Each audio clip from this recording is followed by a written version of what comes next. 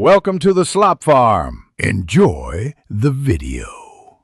You start by confirming your carrier plan and local 5G coverage because the phone needs a compatible network. Once done, make sure the active SIM or eSIM profile is installed and restart the device to register on the network. Next, toggle airplane mode off then on to force a fresh network handshake.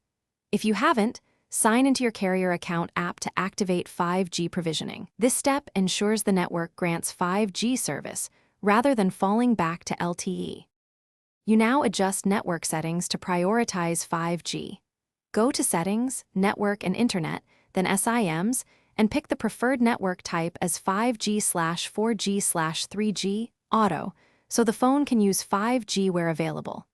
Make sure data roaming is off unless you need it, because roaming may block 5G or incur charges. Then, check the APN settings and install any carrier firmware or system updates. Those updates add band support and fixes, which is why you finish by confirming the 5G icon appears in the status bar and running a quick speed test. Do this near a window or outdoors to reduce building attenuation. If 5G doesn't appear, reset network settings to clear misconfigured APNs or carrier profiles, then reboot. This often resolves registration issues. Finally, if problems persist, contact your carrier with the phone's IMEI and modem firmware version so they can check provisioning and network compatibility. This targeted info speeds resolution.